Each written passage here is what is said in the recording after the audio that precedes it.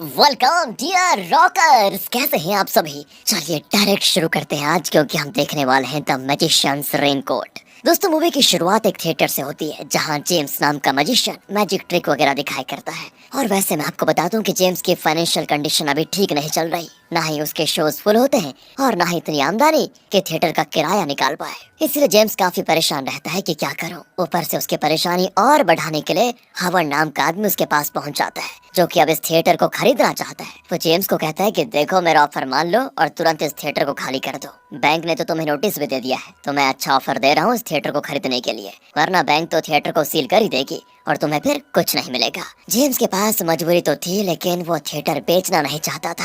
वो हॉवर्ड से कहता है कि एक काम करो, मुझे कुछ दिनों की मोहलत दे दो, मैं बैंक के सारे पैसे चुका दूंगा। हॉवर्ड कहता है कि ठीक है, आखिरी मौका दे रहा हूँ मैं तुम्हें, आज का फाइनल शो तुम कर सकते हो। अगर ये शो सही चल गया तो मैं समझ जाऊंगा कि तुम पैसे इकट्ठा करके बैंक का कर्ज चुका सकते हो, और अगर ये फाइनल शो भी फ्लॉप हुआ तो फिर ये थिएटर मुझे बेचने के अलावा तुम्हारे पास कोई दूसरा ऑप्शन नहीं बचेगा। याद रखना इस बात को। जेम्स मान जाता है। अब फाइनल शो शुरू हो जाता है। जेम्स पूरी मेहनत के साथ एक से बढ़कर एक ट्रिक्स दिखाता है ताकि लोगों को एंटरटेन किया जाए। किस्मत से आज थिएटर भी फुल हो जाता है। अब जेम्स को उम्मीद तो होती है कि आज तो अच्छा प्रॉफिट बन जाएगा। वो छोटे मोटे ट्रिक्स दिखाने के बाद ऑडियंस के बीच बैठी जूलिया नाम की लड़की को बुलाता है ताकि उस पर भी कोई ट्रिक परफॉर्म कर पाए। तो जैसे जूलिया स्टेज पर आती है, उसके कोट पर लगा हुआ एक कीमती ब्रोच जेम्स तुरंत चुरा लेता है, जिसकी खबर भी जूलिया को नहीं लगती। एंड वो ब्रोच काफी महंगा लग रहा था। जेम्स का प्लान था कि शो से मिले पैसे और इस ब्रोच को बेचकर बैंक का सारा कर्ज चुका दूंगा, जिससे थिएटर को बेचने की नौबत ही नहीं आएगी। हाँ, तो इसके बाद जेम्स जूलिया पर मैजिक ट्रिक दिखाने के लिए उसे एक लकड़ी के बॉक्स में डाल देता है, और ट्रिक परफॉर्म करके जैसे ही बॉक्स खोलता है,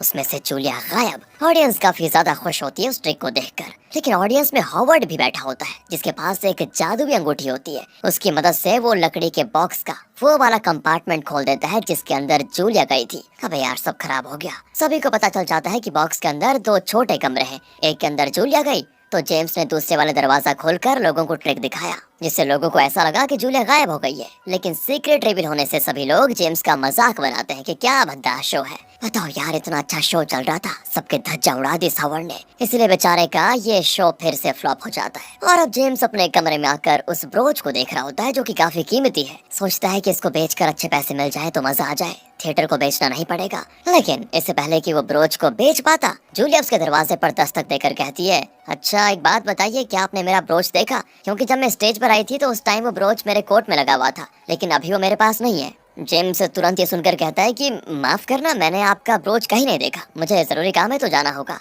इतना कहकर वो हड़बड़ी में वहाँ से जाने ही लगता है। अब जूलिया को पता था कि जेम्स कहीं ना कहीं तो झूठ कह रहा है, इसीलिए वो कहती है, तुमने मुझसे झूठ बोलकर अच्छा नहीं किया, इसकी सजा तुम्हें जरूर मिलेगी। इतना कहते ही वो अपने जादू का इस्तेमाल करके जेम्स को वहीं गायब कर देती है। जेम्स ने जो रेनकोट पहना होता है सिर्फ वही बच जाता है। अब ऐसा लग रहा था कि जेम्स दुनिया से गायब हो चुका है। असल में दोस्तों, जूलिया एक जादूगरनी है। उसको पता चल गया था कि जेम्स ने ही उसका ब्रोच चुराया, और उसके सामने जब जेम्स ने झूठ कहा तो जूलिया को बड़ा गुस्सा आ गया, इसीलिए उसने कर दिया जेम्स को गायब। अब यहाँ से करीब 86 साल के बाद, यानी कि 86 इयर्स के बाद का सीन दिखाते हैं, जहाँ एक स्कूल में जैक नाम का एक लड़का है। जैक एक नॉर्मल से परिवार से ताल्लुक रखता है, उसके ज्यादा दोस्त वगैरह नहीं है, तो अक्सर बाकी बच्चे उसे बुली भी करते हैं। जैक केट नाम की लड़की को दोस्तों काफी ज्यादा पसंद भी करता है, लेकिन गड़बड़ बताऊं क्या है? गड़बड़ यह है कि उसी की तरह स्कूल के सारे लड़के केट के दीवाने हैं। इसलिए जैक को लगता है कि मेरी दाल तो केट के सामने बिल्कुल भी नहीं गलेगी, लेकिन फिर भी कोशिश करने में क्या जाता है। वो कोशिश करता ही रहता है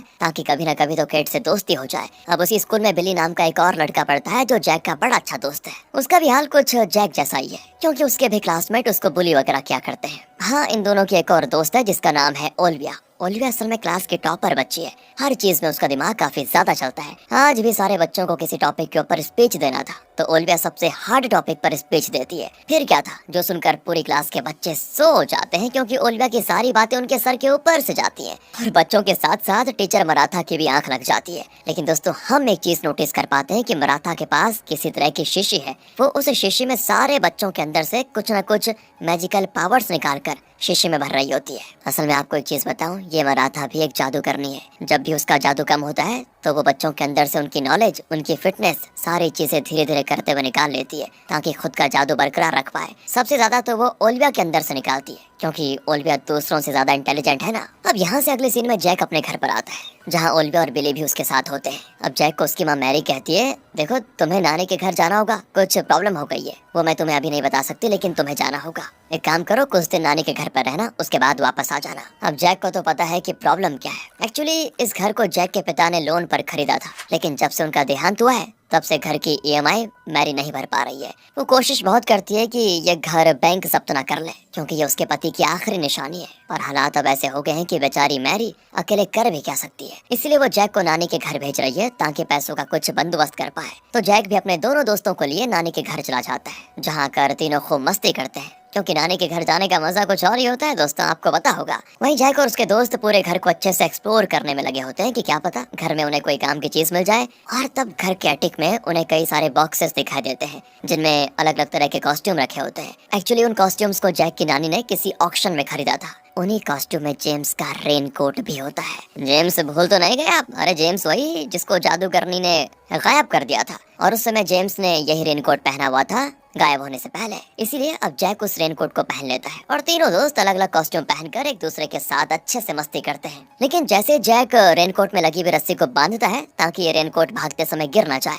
तो अचानक से जैक जेम्स में बदल जाता है। अब उसके दोनों दोस्त ये देखकर हैरान कि ये क्या हो गया, ये कौन आ गया अचानक। इसीलिए डर के मारे वो तो वहाँ से भाग जाते हैं। तब जैक उनसे कहता है कि अरे तुम लोगों को हुआ क्या, मैं जैक हूँ, ऐसे डर कर क्यों भाग रहे हो मुझसे, भूत देख लिया है क्या। लेकिन जब उसकी नजर कांच पर पड़ती है तो वो खुद हैरान हो जाता है कि मुझे क्या हो गया, मैं दूसरा इंसान कैसे बन गया। वो तुरंत ही रेनकोट को निकालता है, तब जाकर वो फिर से जैक में बदल जाता है। अब तीनों को समझ नहीं आ रहा था कि आखिर ये जादू क्या है, कैसा रेनकोट है ये। ओलिविया और बिली भी उस रेनकोट को पहन कर देखते हैं, जिससे वो भी जेम्स में बदल जाते हैं दोस्तों। और जैसे रेनकोट को निकालते हैं फिर से अपने असली रूप में आ जाते हैं। इसका मतलब ये है कि जूलिया ने अपने जादू का इस्तेमाल करके जेम्स को उसके ही रेनकोट के अंदर कैद कर दिया है। इसीलिए जो भी उस रेनकोट को पहनता है वो जेम्स बन जाता है और निकलते ही अपने असली रूप में आ जाता है। तो अब तीनों उस रेनकोट को बड़े अच्छे से देखते हैं ताकि पता चल सके कि असल में यह है क्या चीज, किसका था। तब रेनकोट के ऊपर उन्हें जेम्स का नाम लिखा हुआ मिलता है, और फिर उस नाम को सर्च करने पर उन्हें पता चल जाता है कि ये मजिशियन 86 साल पहले अचानक से कहीं गायब हो गया था। किसी को पता नहीं चल पाया कि कहाँ। उसका एक थिएटर भी था जो उसके गायब होने के बाद से ही बंद पड़ा हुआ है। जैक कहता है कि काम करते हैं, हमें उस थिएटर में जाकर देखना चाहिए, क्या पता वहाँ हमें और भी ऐसे रेनकोट मिल जाए। इसीलिए तीनों उस थिएटर के लिए निकल जाते हैं और किस्मत से वो उनके घर के बहुत ही करीब होता है। लेकिन वहाँ आने के बाद उन्हें कुछ भी दिखाई नहीं देता, क्योंकि वो थिएटर बिल्कुल खंडर बन चुका है। बिली जब टॉर्च की मदद से इधर उधर देख रहा होता है तभी उसकी नजर किसी अजीब सी दिखने वाली क्रिएचर पर पड़ती है, लेकिन वो कुछ सोच समझ पाता कि वो क्या है। तभी सारे चमगादड़ उन तीनों पर हमला शुरू कर देते हैं, इसलिए तीनों अपनी जान बचाकर थिएटर से भाग जाते हैं। अगले सीन में वो क्रिएचर मराठा के पास आता है और उससे कहता है कि मुझे उस रेनकोट का पता चल गया है। थिएटर में 3 बच्चे आए थे, उन्हीं के पास वो रेनकोट है, मैंने अपनी आंखों से उस रेनकोट को देखा है। और ये सुनकर मराठा बड़ी खुश होती है, क्योंकि वो उस रेनकोट को दोस्तों 86 ईयर से ढूंढ रही है और आज जाकर उसका सपना पूरा होने वाला है। वो तुरंत उस क्रिएचर को ऑर्डर देती है कि जाओ और पता लगाओ कि वो बच्चे कहाँ रहते हैं, मुझे किसी भी हाल में वो रेनकोट चाहिए। इधर बिली जेम्स बनकर अपने दोस्तों के साथ जैसे ही आगे बढ़ रहा होता है तभी उसको जेम्स की आवाज सुनाई देती है, जो जमीन पर गिरे हुए पानी की मदद से उनसे बात करने की कोशिश कर रहा होता है। इसका मतलब जेम्स पानी की मदद से रेनकोट के बाहर वालों से कांटेक्ट कर सकता है। तो जेम्स बच्चों से कहता है कि मेरी बात ध्यान से सुनो, मेरी मदद करो, मैं 86 ईयर से यहाँ फंसा हुआ हूँ, तुम लोग ही मुझे आजाद कर सकते हो, प्लीज। तुम्हें जूलिया नाम के जादूगरनी को ढूंढना होगा, उसी ने मुझे इसके अंदर कैद किया था, वही मुझे आजाद कर सकती है। लेकिन वो आगे कुछ बता पाता। सड़क की सफाई कर रहा आदमी उस पानी को वहाँ से साफ कर देता है, जिससे जेम्स भी गायब। उन्हें समझ आ चुका था कि जूलिया नाम की कोई इंसान है जिन्हें उन्हें अब ढूंढना है। लेकिन जेम्स ने कहा कि 86 साल पहले जूलिया ने जेम्स को कैद किया था। तो अब सवाल यह है कि जूलिया क्या अभी जिंदा होगी या फिर वो मर गई होगी, इसका पता लगाना होगा इन तीनों को। दूसरी तरफ मराठा काफी ज्यादा खुश होती है कि बहुत ही जल्दी वो रेनकोट मेरे पास होगा, और यहाँ पर हमें पता चलता है कि असल में मराठा वो रेनकोट हासिल क्यों करना चाहती है। एक्चुअली उस रेनकोट के अंदर एक ऐसी चीज है जिसकी मदद से मराठा खुद की जवानी वापस हासिल कर सकती है, और आज का आखिरी दिन है अगर आज के दिन वो रेनकोट मराठा को नहीं मिला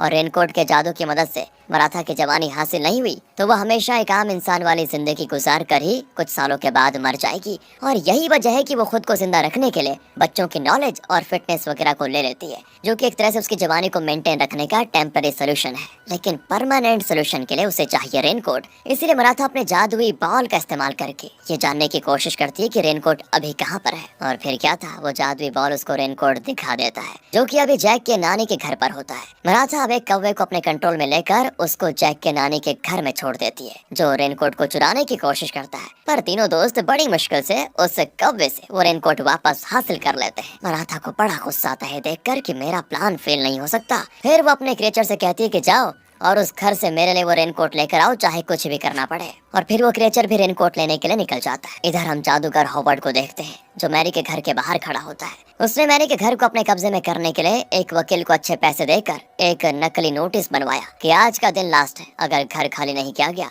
तो घर सील हो जाएगा। हॉवर्ड दोस्तों जेम्स के थिएटर की तरह मैरी के घर को भी खरीदना चाहता है, लेकिन वो ऐसा कर क्यों रहा है वो तो मैं आपको थोड़ी देर में बता दूंगा, रुकिए। अब दूसरी तरफ जैक जेम्स बनकर आगे बढ़ रहा होता है, तभी उसको सामने से केट दिखाई देती है, जो अपने दोस्तों के साथ बैठी हुई थी। इसलिए जैक सोचता है कि चलो इससे बात कर लेता हूँ, लेकिन उसको नहीं पता होता कि वो अभी जैक नहीं बल्कि जेम्स बना हुआ है। इसलिए केट उसको पहचान तक नहीं पाती। और तब सिचुएशन बिगड़ते हुए देखकर ओलिविया बीच में आकर कहती है, अरे पापा आप यहाँ पर क्या कर रहे हो, चलो घर चलो। इतना कहकर वो जैक को वहाँ से लेकर जाती है और उसका जैकेट निकाल लेती है ताकि वो असली जैक बन जाए, क्योंकि अभी तक तो वो जेम्स था ना जैकेट पहनकर। दूर खड़ा बिली ये सारी चीजें देखकर कहता है कि एक नंबर का फट्टू आदमी है ये, हिम्मत ही नहीं है उसके अंदर कि वो केट के सामने बात कर पाए। इसीलिए वो खुद केट के सामने आकर जमीन पर गिरने का नाटक करने लगता है, जिससे उसकी सारी किताबें भी जमीन पर गिर जाती हैं। और तब ये देखकर केट और जैक दोनों उन किताबों को उठाने लगते हैं। और यहाँ केट जैक को पहचान लेती है कि ये तो मेरे स्कूल में पढ़ता है। जैक बड़ी हिम्मत जुटाकर केट से पूछ लेता है कि तुम यहाँ कहाँ जा रही थी तुम। केट कहती है, हाँ मैं पार्टी में जा रही थी, आज रात मेरे दोस्तों ने पार्टी रखी हुई है, आना चाहो तो तुम आ सकते हो। बस जैक की खुशी का ठिकाना ही नहीं होता कि यार केट ने मुझे खुद इनवाइट किया, मजा आ गया। बिली भी काफी खुश होता है कि चलो कम से कम इनकी बातचीत तो हुई। अगले सीन में दोस्तों हॉवर्ड मैरी के घर के बाहर उसके आने का इंतजार कर रहा होता है। जैसे ही मैरी आती है वो उसको नकली नोटिस दिखाते हुए कहता है कि सुनो मैं आपका ये घर खरीदना चाहता हूँ। मैंने नोटिस देखा कि आज पैसे नहीं दिए गए तो ये घर सील हो जाएगा, तो वैसे मैं ये घर इसके ओरिजिनल कीमत के दुगने में खरीदना चाहता हूँ, जिससे आपको काफी फायदा होगा। लेकिन मैरी इसके लिए तैयार नहीं होती, क्योंकि ये उसके पति की आखिरी निशानी थी। वो कहती है पिछले हफ्ते ही तो मैं बैंक को ईएमआई भर के आई हूँ, फिर उन्होंने कैसे नोटिस भेज दिया मुझे, ऐसा नहीं हो सकता। तब वहाँ जैक भी अपने दोस्तों के साथ पहुँच जाता है और इस मैटर को शांत करने के लिए वो जेम्स में खुद बदल कर कहता है कि देखो हॉवर्ड आप इस घर को खरीद नहीं सकते, मैं एक लॉयर हूँ और कानून के हिसाब से मैरी जब ईएमआई भरने के लायक नहीं रहेगी तब जाकर घर को सील किया जाएगा, वरना नहीं। तो बीच में आप क्यों आ रहे हो। और जैक के दोस्त इंटरनेट पर दोस्तों कुछ आर्टिकल्स वगैरह भी निकाल लेते हैं, जो वो जैक को दे देते हैं। वही आर्टिकल वाले पेपर को वो हॉवर्ड को थमाते हुए कहता है कि देखिए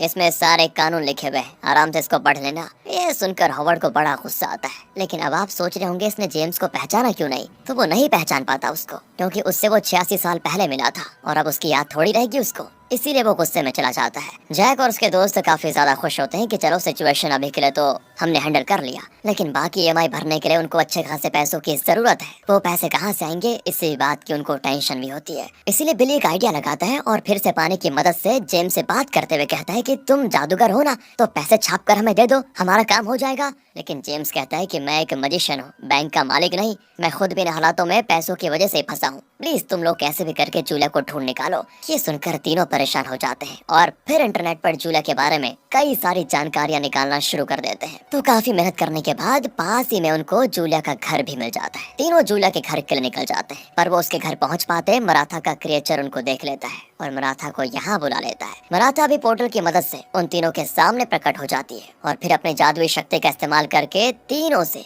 वो रेनकोट छीनने की कोशिश करती है। अब बच्चे तो पूरी ताकत लगाकर रेनकोट को बचाने की पूरी कोशिश करते हैं, लेकिन वही वाली बात है ना, 3 बच्चे एक महान जादूगरनी का मुकाबला कैसे कर पाते। इसीलिए मराठा उनसे वो रेनकोट छीन कर हो जाती है गायब। और अब मराठा उस रेनकोट के अंदर कुछ ढूंढने की कोशिश करती है, पर रेनकोट के ऊपर तो जूलिया का जादू था, इसीलिए वो रेनकोट को अच्छे से चेक ही नहीं कर पाती। दूसरी तरफ जैक और बाकी जूलिया के घर पहुंच जाते हैं, जो 80 साल होने के बाद भी दोस्तों वैसे ही सुंदर है जैसे कि पहले हुआ करते थी। तीनों को तो यकीन ही नहीं होता कि ये तो एकदम जवान लग रही है, अमर है क्या ये। जूलिया बताती देखो मैं एक जादूगरनी हूँ और जादू की मदद से खुद की एज को स्लो या फास्ट कर सकती हूँ। ये सब कुछ मंत्रों की ताकत से होता है, लेकिन एज को स्लो कर देना और अमर की तरह रहना एक श्राप है जिससे तुम उसी एज में फंसे रहोगे और तुम्हारे सामने से बच्चे बूढ़े होकर मर जाएंगे। काफी झंझोड़ कर रखने वाली है ये जिंदगी। और हाँ, मुझे पता है कि तुम तीनों यहाँ पर क्यों आए हो, तुम्हें जेम्स ने भेजा होगा पक्का। मैं खुद अपनी उस गलती के लिए 86 साल से पछता रही हूँ। मुझे लगता है कि मुझे जेम्स के साथ ऐसा नहीं करना चाहिए था। मैंने हर कोशिश की कि अपने मंत्रों को वापस लेकर जेम्स को रेनकोट से आजाद कर दूं, लेकिन ऐसा हो नहीं पाया। उस मंत्र का साइकिल 86 साल का है। 86 साल में आज का आखिरी दिन है और इसी दिन मैं मंत्र को तोड़कर जेम्स को आजाद कर सकती हूँ, लेकिन अगर वो आज आजाद नहीं हुआ तो फिर अगले 86 साल उसको इंतजार करना होगा। तीनों हैरान हो जाते हैं। वो जूलिया से कहते हैं कि यहाँ आते आते हमारे पास वो रेनकोट था, लेकिन हमने उसको खो दिया, पर आप टेंशन मत लो, हम कैसे भी करके वो रेनकोट आपके पास लेकर आ जाएंगे। तीनों अब सोचने में लगे होते हैं कि मराठा हमें कहाँ मिल सकती है। ओलिविया कहती है कि वो मेरी क्लास टीचर है, क्या पता वो स्कूल में मौजूद हो। तीनों स्कूल जाते हैं ताकि मराठा को ढूंढ पाए, लेकिन वो वहाँ होती नहीं। अब दूसरी तरफ जब मराठा पूरी किताबों की मदद से ये तरीका ढूंढ रही होती है कि वो कैसे जूलिया का जादू खत्म करके इस रेनकोट की अच्छे से तलाशी कर पाए, तभी दोस्तों उसकी बिल्ली रेनकोट के अंदर घुस जाती है, जिस वजह से वो बिल्ली बन जाती है जेम्स। मराठा का दिमाग फिर जाता है कि एक मुसीबत कम नहीं होती कि दूसरी सर पर आ जाती है। वो जैसे बिल्ली को पकड़ने की कोशिश करती है, बिल्ली जेम्स बनकर टेबल पर कूद जाती है और ये होता ही टेबल पर रखे कई सारे पोर्टल बनने वाले क्यूब कमरे में बिखर जाते हैं, जिस वजह से कमरे के अंदर बहुत सारे पोर्टल्स खुल जाते हैं। एक पोर्टल तो स्कूल में खुल जाता है और किस्मत से वो बिल्ली स्कूल वाले पोर्टल में घुस जाती है। जेम्स को देखकर बाकी हैरान कि जेम्स यहाँ पर कैसे आ गया, लेकिन उसकी हरकत को देखकर उन्हें पता चल जाता है कि ये तो बिल्ली है जो रेनकोट के अंदर घुसी हुई है, इसीलिए वो बिल्ली से रेनकोट ले लेते हैं। तब दोस्तों वहाँ पोर्टल बनने लग जाता है, क्योंकि मराठा यहाँ रेनकोट को लेने आ रही थी। इसीलिए जैक बिल्ली और ओलिविया से कहता है एक काम करो, ये रेनकोट लेकर तुम जूलिया के पास जाओ, तब तक मैं मराठा को रोकता हूँ। दोनों वहाँ से भाग जाते हैं और जैक मराठा को रोकने चला जाता है। मराठा स्कूल में बिल्ली को देखकर समझ जाती है कि तीनों बच्चों को रेनकोट मिल गया होगा। तब उसको सामने दोस्तों जैक दिखाई देता है, इसीलिए वो उस पर भी अपने जादू से हमला करके उसको स्टॉप कर देती है। उसके बाद उसका बैग अच्छे से चेक करती है कि शायद उसमें रेनकोट हो, लेकिन वहाँ वो रेनकोट नहीं होता। मराठा जैक से कहती है मुझे बहुत गुस्सा आ रहा है, जल्दी से बता दो वो रेनकोट है कहाँ, वरना 2 मिनट लगेंगे तुम्हें गायब करने में। लेकिन तब भी वो नहीं बताता कि रेनकोट कहाँ रखा हुआ है। दूसरी तरफ ओलिविया और बिली दोनों जूलिया के पास पहुंच जाते हैं, इसलिए जूलिया तुरंत अपने जादू की मदद से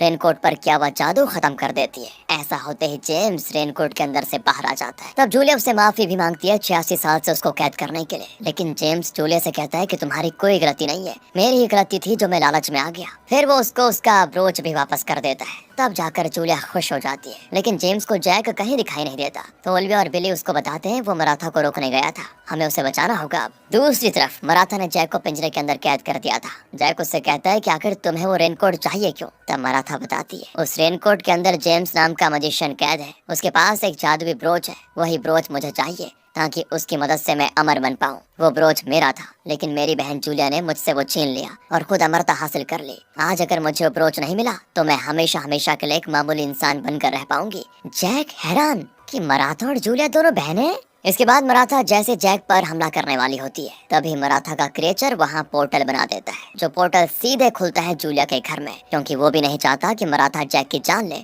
इसलिए जैक को बचाने के खातिर वो मराठा के खिलाफ हो जाता है। पोर्टल बनते ही जूलिया मराठा के पास आ जाती है और उससे कहती है मुझे माफ कर देना, मुझसे बहुत बड़ी गलती हो गई थी जो मैंने आपसे ब्रोच छीन लिया, लेकिन अब मुझे मेरी गलती का एहसास हो चुका है, इसीलिए मैं आपको ये ब्रोच वापस देना चाहती हूँ। मराठा हैरान हो जाती है, क्योंकि उसको लग रहा था कि जूलिया आज भी उसको अपना दुश्मन मानती होगी, लेकिन जूलिया बदल गई है, उसको उसकी गलती का एहसास हो चुका है। इसीलिए मराठा जैक को आजाद करके जूलिया को माफ कर देती है और ब्रोच मिलते ही मराठा भी जवान होकर अमर बन जाती है। दोनों बहनों की नफरत भी हो जाती है दोस्तों खत्म। नहीं नहीं, अभी मूवी खत्म नहीं हुई है। इधर हॉवर्ड मैरी के पास आकर कहता है पिछली बार नकली लॉयर को लाकर अच्छा बेवकूफ बना लिया मुझे, लेकिन आज मैं बेवकूफ नहीं बनूंगा, आज तुम्हें ये घर मुझे बेचना ही पड़ेगा। तभी वहाँ पर जैक और बाकी सभी लोग पहुँच जाते हैं। मराठा और जूलिया कहते हैं कि हॉवर्ड हमें पता है तुम क्या करना चाहते हो, लेकिन हम तुम्हें तुम्हारे प्लान में कभी कामयाब नहीं होने देंगे। हॉवर्ड कहता है बहुत देर कर दी तुम लोगों ने, मैरी ने ये घर मुझे बेच दिया है। इतना कहकर वो मैरी को लिए हो जाता है गायब। जैक को समझ नहीं आता कि आखिर ये हॉवर्ड है कौन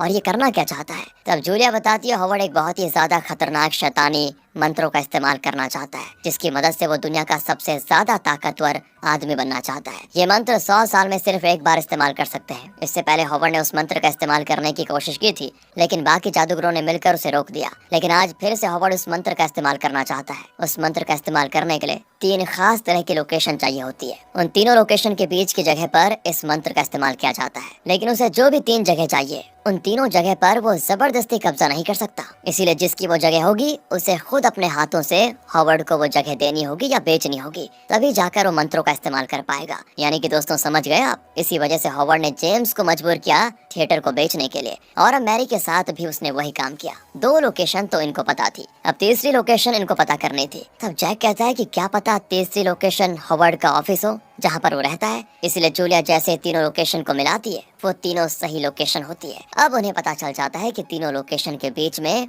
हॉवर्ड उस मंत्र का इस्तेमाल करने गया होगा। तो सारे लोग उसी जगह पर जाते हैं, और सच में दोस्तों हॉवर्ड और मैरी वहाँ पर मौजूद होते हैं। जूलिया मराठा के साथ हॉवर्ड पे हमला करने की कोशिश करती है, लेकिन हॉवर्ड की जादुई अंगूठी की मदद से किसी का जादू उस पर असर नहीं कर पाता। इसके बाद हॉवर्ड उस मंत्र को जैसे ही इस्तेमाल करता है, वहाँ पर अजीब और जादुई जैसी चीजें उत्पन्न हो जाती। हॉवर्ड कहते हैं मुझे एक ऐसा इंसान चाहिए जो अपनी मर्जी से इस धुएं के अंदर जाए। जो ऐसा करेगा मैं उसकी जो इच्छा होगी उसे पूरा कर दूंगा। ये सुनकर जेम्स तुरंत हॉवर्ड से कहता है कि मैं इसके लिए रेडी हूँ। तो हॉवर्ड उसको अपने पास बुलाता है, लेकिन जेम्स तो ट्रिक करने में माहिर था, तो वो तुरंत ही चुपके से हॉवर्ड की अंगूठी चुरा लेता है और उसे चुरा कर वो जूलिया को दे देता है। बस दोस्तों हॉवर्ड एकदम गुस्सा हो जाता है कि ऐसा नहीं हो सकता। अंगूठी चाहते ही जूलिया और मराठा अपने जादू का इस्तेमाल करके हॉवर्ड को ही धुएं में डाल देते हैं, जिससे वो फाइनली मारा जाता है। यानी कि अगर जेम्स भी अंदर जाता तो वो पक्का मारा जाता। इसी वजह से मैरी भी बच जाती है। जैक और बाकी सारे लोग काफी ज्यादा खुश होते हैं कि चलो शैतानी जादूगर से पीछा छूटा। सभी सोचते हैं कि तो जादूगर ने बहनों को आपस में मिलाकर